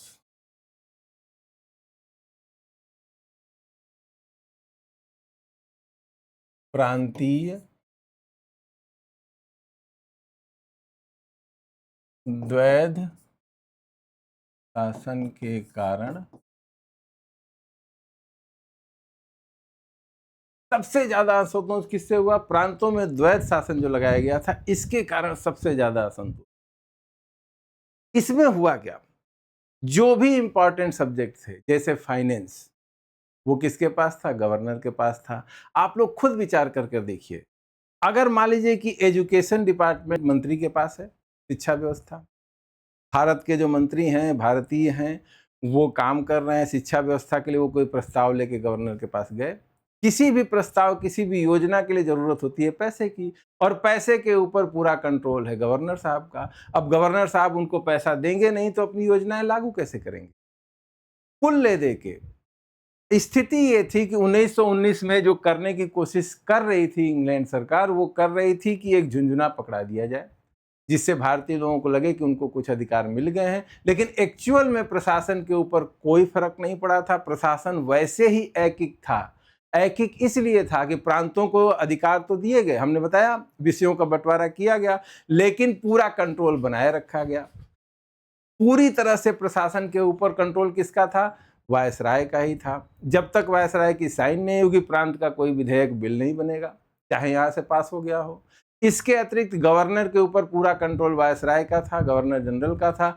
गवर्नर वही करते थे जो वायसराय कहते थे, और भारतीय लोगों को जो सब्जेक्ट दिए गए थे वो नॉन इम्पॉर्टेंट थे। सारे महत्वपूर्ण जो मसले थे वो सब के सब गवर्नर जनरल के रिजर्व उसमें आ गए थे। इस कारण से ये व्यवस्था पूरी तरह से फेल हो गई। साइमन कमीशन को 10 साल बाद कमीशन बनाना था, उसके स्थान पर 8 साल के अंदर ही नया कमीशन बनाने की बात हो गई और साइमन कमीशन बना के भारत भेज दिया गया। अब साइमन कमीशन जब बना, वो भारत में आया, भारत के लोगों ने इसका बहुत विरोध किया। इसका रीजन ये था कि साइमन कमीशन में सारे इंग्लैंड के लोग ही शामिल, उसमें किसी भारतीय को शामिल नहीं किया गया था। भारत की शासन व्यवस्था में चेंज करने के लिए, उसमें सुझाव देने के लिए साइमन कमीशन को बनाया गया, और उसमें कोई भारतीय नहीं है। तो ऐसी व्यवस्था में कौन जो है, क्यों नहीं विरोध करेगा कोई? तो साइमन कमीशन आया, उसका विरोध हुआ, फिर भी उसने अपनी तरफ से एक रिपोर्ट दी। इसके अलावा 1930 के दशक में 3 गोलमेज सम्मेलन आयोजित किए गए लंदन में। भारतीय नेताओं को बुलाया गया वहां। दूसरे वाले में महात्मा गांधी भी शामिल हुए थे। वहां पर विचार विमर्श करके एक कानून का खाका तैयार किया, और उसके आधार पर ब्रिटिश संसद ने 1935 का एक्ट बनाया, जो भारत के शासन व्यवस्था को पूरी तरह से बदलने के लिए बनाया गया था। इसके प्रावधानों को भी हम एक एक करके देखते हैं। सबसे पहली चीज थी कि ये एक बहुत विस्तृत दस्तावेज था। इसमें 11 भाग तथा 10 अनुसूचियां थी, यानी कि एक पूरा संविधान था ये। मुख्य प्रावधान जो थे वो ये थे कि एक परिसंघ और भारतीय प्रांतीय स्वायत्तता, यानी कि भारत अभी तक एकीकृत शासन था। अब ये को बनाया गया कि अब कहा गया कि भारत का एक संघ बनेगा, यानी भारतीय शासन जो होगा वो संघात्मक व्यवस्था के तहत चलेगा। ठीक है। इसमें शामिल कौन कौन होंगे?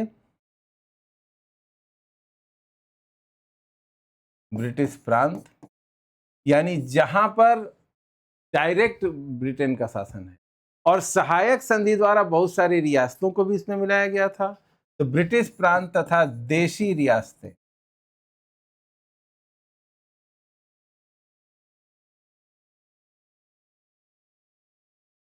को मिलाकर एक संघ बनेगा। क्लियर इतनी बात? अब अंग्रेज ये ट्राई तो कर रहे थे कि भारत का एक संघ बन जाए, लेकिन वो चाहते नहीं थे कि संघ, इसीलिए इसके नीचे लिख दिया गया देशी रियासतों के लिए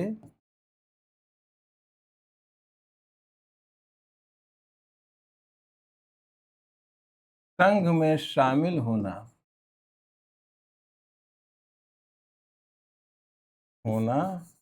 वैकल्पिक था। यानी अंग्रेज गवर्नमेंट इतनी उदार थी, ब्रिटिश संसद इतनी उदार थी भारतीय लोगों को लेके कि उसने कहा कि भारत का एक संघ बनना चाहिए, बनेगा।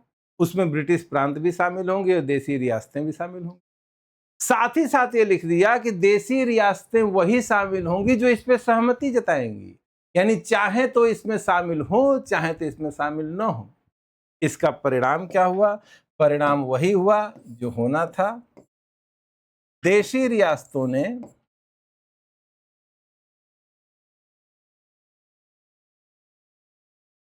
अपनी सहमति नहीं दी,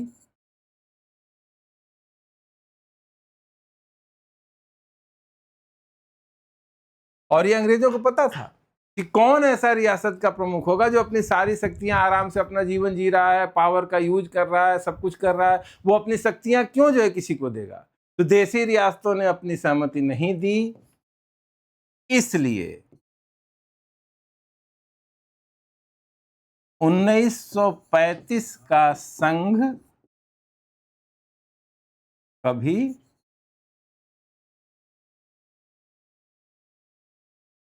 बना ही नहीं। यानी संघ बनाने का प्रावधान तो था 1935 के एक्ट में, लेकिन देशी रियासतों की सम्मिलित होना वैकल्पिक था। देशी रियासतों ने कभी सहमति दी ही नहीं, इसीलिए यह संघ कभी बना ही नहीं। ठीक है, अगला प्रावधान देखिए। केंद्र में द्वैत शासन। जब राज्यों में द्वैत शासन समाप्त हो गया, बिल्कुल असफल हो गया, तो अब केंद्र में द्वैत शासन अपनाने की कोशिश की गई। केंद्र में द्वैत शासन में क्या किया गया?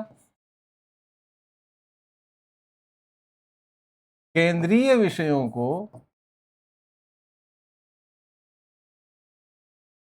दो भागों में बांटा गया।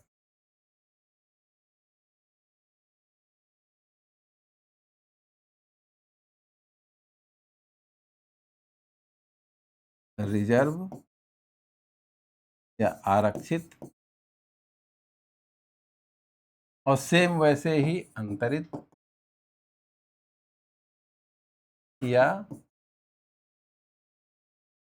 ट्रांसफर्ड। अंतरित या ट्रांसफर्ड। जो रिजर्व विषय थे, रक्षा, विदेश मामले, जनजाति,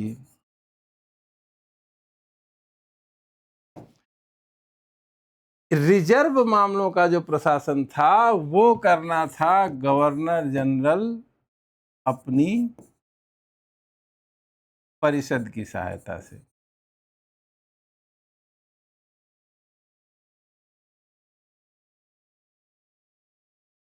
यानी गवर्नर जनरल अपनी परिषद की सहायता से इस मामलों को करेगा।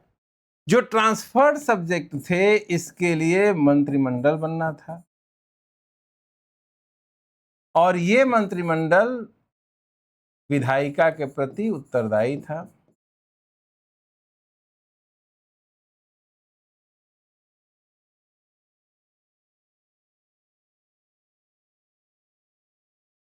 अब मंत्रिमंडल की सहायता से गवर्नर जनरल को इसका काम करना, यानी जो राज्यों में किया गया था वही द्वैत शासन व्यवस्था केंद्र में कर दी गई। केंद्र के सब्जेक्ट को दो भाग में बांट दिया गया। जो इंपॉर्टेंट सब्जेक्ट थे, रक्षा, विदेश मामले और जनजातीय क्षेत्र, ये जो है गवर्नर जनरल अपनी काउंसिल की सहायता से करेगा, और ट्रांसफर्ड सब्जेक्ट के रूप में मंत्रिमंडल की सहायता से काम किया जाएगा। भारतीय विधानमंडल के प्रति उत्तरदायी मंत्री होंगे, उनकी सहायता से गवर्नर जनरल सारे काम करने वाले थे। लेकिन भारतीय नेताओं ने इसे रिजेक्ट कर दिया। ये गठन कभी हुआ ही नहीं। ये केवल किताबों में ही रह गया। 1947 तक 1919 की जो गवर्निंग काउंसिल थी सरकार की, एग्जीक्यूटिव काउंसिल थी गवर्नर जनरल की, वही काम करती रही। इस आधार पे सरकारों का गठन 1935 के हिसाब से किया ही नहीं। ठीक है, अगले प्रावधान पे चलिए। केंद्रीय विधानमंडल, केंद्रीय विधानमंडल के 2 सदन 1919 में ही बन गए थे। 1935 के एक्ट में भी वही बने रहे, सदस्य संख्या इसमें बढ़ा दी गई। पहला था परिसंघ विधानसभा, इसमें 260 सदस्य होने वाले थे। 156 ब्रिटिश इंडिया थे जहां पे ब्रिटेन का डायरेक्ट शासन था, और 104 देसी रियासतों से आने वाले थे। अगला था राज्य परिषद, राज्यसभा की तरह, इसमें 375 सदस्य होने वाले थे, 250 ब्रिटिश इंडिया से और 125 देसी रियासतों से, यानी 2 सदन केंद्रीय विधानमंडल में बनाए गए। 6 प्रांतों में भी विधानमंडल द्विसदनीय थे। 1935 में पहली बार 6 प्रांतों में द्विसदनीय विधानमंडल बनाया गया। ये प्रांत थे बंगाल, मुंबई, मद्रास, बिहार, असम, संयुक्त प्रांत। शेष राज्यों में विधानमंडल में एक ही सदन था, यानी कि 2 सदनात्मक व्यवस्था 1919 में केंद्र में शुरू की गई, प्रांतों में 2 सदन की व्यवस्था 1935 में की गई, और केंद्र में जो 2 सदन बनाए गए थे 1919 में, वो 1935 में बरकरार रहे। इनका नाम बदल दिया गया और सदस्य संख्या भी बढ़ा दी गई। ठीक है, आगे चलते हैं। अगला है केंद्र और प्रांतों के बीच विधायी शक्तियों का वितरण। अब चूंकि संघीय व्यवस्था बनाई जा रही थी, तो जो भी सब्जेक्ट है उनको बांटना भी था। तो इसमें जो बांटने का विधायक था वो बिल्कुल सेम वैसा ही था जैसा कि इंडियन कॉन्स्टिट्यूशन में है। इंडियन कॉन्स्टिट्यूशन में 3 सूचियां हैं, उसी तरह से इसमें भी है। इसमें पहली सूची क्या थी? पहली सूची थी परिसंघ सूची, इस पे काम कर, और दूसरी सूची थी प्रांतीय सूची, और तीसरी थी समवर्ती सूची। 3 सूचियां बनाई गई थी। परिसंघ सूची पे केंद्र का नियंत्रण था, यानी केंद्र सरकार काम करेगी। इस पे प्रांतों को बनाना था, और इस पे दोनों को बनाना, दोनों का अधिकार था। समवर्ती सूची के बारे में लिखा हुआ था कि जब जो है कानून, मान लीजिए कि केंद्र ने बनाया और राज्य ने बनाया, दोनों में विरोध होगा, तो केंद्र का जो कानून होगा वो लागू होगा, प्रांतों का नहीं। लेकिन समवर्ती सूची पे दोनों ही कानून बना सकते थे, ये इस व्यवस्था में दिया गया था, और सेम यही स्कीम इंडियन कॉन्स्टिट्यूशन ने भी उठाई है। इसके अलावा अवशिष्ट शक्तियां, अवशिष्ट विषय गवर्नर जनरल के पास थे। ये फैसला करते थे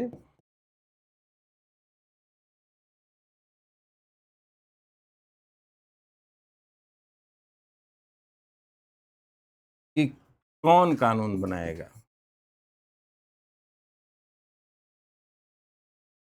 जैसे भारतीय संविधान में जो रेजिड्यूरी पावर है, अवशिष्ट शक्तियां हैं, वो स्पष्ट रूप से दी हुई है कि वो केंद्र सरकार के अंदर होंगी। लेकिन 1935 के एक्ट में कहा गया था कि अवशिष्ट शक्तियों पर कानून कौन बनाएगा, उसका प्रशासन कौन करेगा, ये डिसाइड करेंगे governor general of India. Governor general अगर कहेंगे कि प्रांतों को करना चाहिए तो प्रांत करेंगे, अगर कहेंगे कि संघ को करना चाहिए तो संघ करेगा। तो ये था विषयों का विभाजन। आगे चलते हैं। संघीय अदालत, चूंकि संघ बन गया तो एक परिसंघ अदालत बनाया ही जाना था। इस अधिनियम ने एक मुख्य न्यायाधीश और 6 अन्य न्यायाधीशों को मिलकर संघीय अदालत की स्थापना की।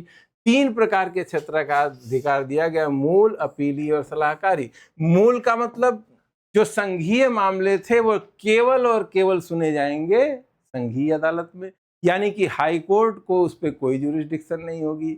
हाई कोर्ट से जो केस आएगा अपील के लिए, उसकी अपील की सुनवाई भी इस अदालत में हो सकती थी। साथ ही साथ सरकार अगर किसी कानूनी मामले पे सलाह लेना चाहे तो वो सलाह देने का अधिकार भी इस अदालत को था। ये सेम पूरी व्यवस्था जो है भारतीय संविधान में भी है। उसको पढ़ने के बाद आप लोगों को और बेहतर समझ में आ जाएगा। अभी ये जानना है कि फेडरल कोर्ट की स्थापना भी 1935 के एक्ट में की गई थी। आगे चलते हैं। अन्य जो प्रावधान थे इसके वो ये हैं कि भारतीय रिजर्व बैंक की स्थापना की गई, जो सेंट्रल बैंक की तरह भारत में काम करेगा।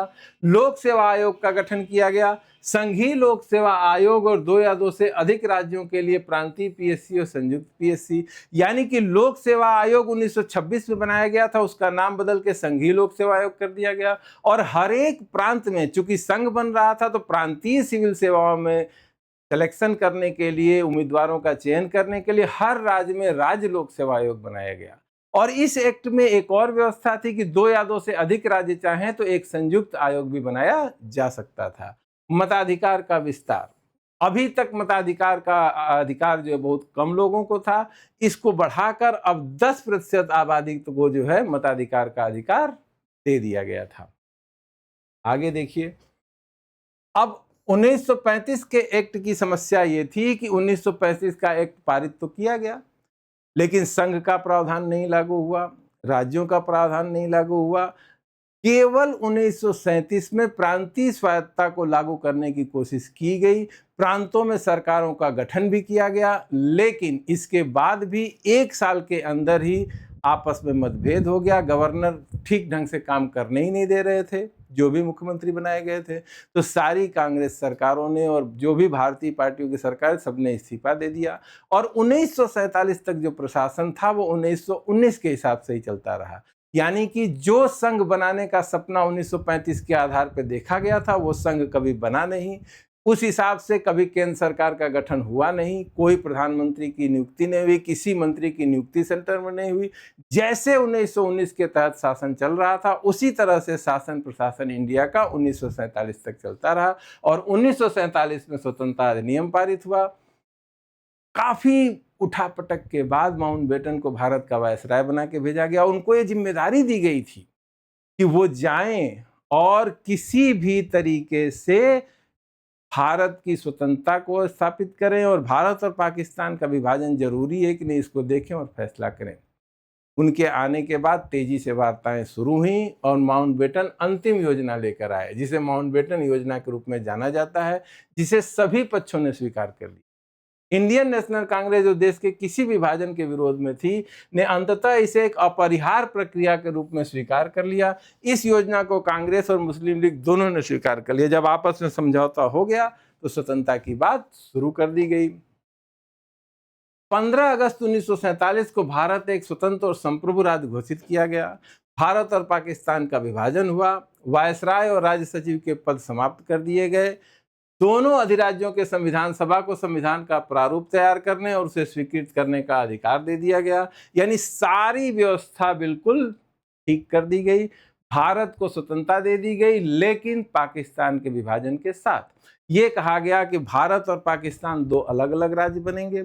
अब ये पूरा प्रोसेस क्या था, 1935 से 1947 के बीच में क्या घटनाक्रम हुआ, भारत का संविधान कैसे बनाया गया, ये हम लोग अगली क्लास में पढ़ेंगे कि कैसे क्रिप्स मिशन आया और कैबिनेट मिशन ने आकर यहाँ पे क्या काम किया और कौन कौन सी वार्ताएं थी, कितने स्टेप थे जिससे भारत का विभाजन करने पर मजबूर हुआ और अंग्रेजों ने कितनी धूर्ततापूर्ण चालें चली थी। ये सब कुछ आप अगली क्लास में देखेंगे, उसको भी हम लोग यहीं पे पढ़ेंगे। ठीक है, अब भारत की स्वतंत्रता मिल चुकी है, दोनों ही राज्यों को स्वतंत्र कर दिया गया और वहाँ की जो संविधान सभाएं थी उनको ये कहा गया कि आप अपने हिसाब से अपना संविधान बना सकते हैं। तो अब अगली क्लास में हम लोग देखेंगे मेकिंग ऑफ द कॉन्स्टिट्यूशन। इसमें हमारी जो कहानी शुरू होगी वो 1935 के जस्ट बाद से शुरू होगी कि किस किस तरह से किन किन चरणों से गुजरकर हम आज यहाँ पहुँचे हैं। तब तक के लिए धन्यवाद। हमारे चैनल को लाइक करिए, सब्सक्राइब करिए, जुड़े रहिए, अपना नोट्स बनाइए साथ ही साथ और अपनी पढ़ाई को आगे ले जाइए। Thank you.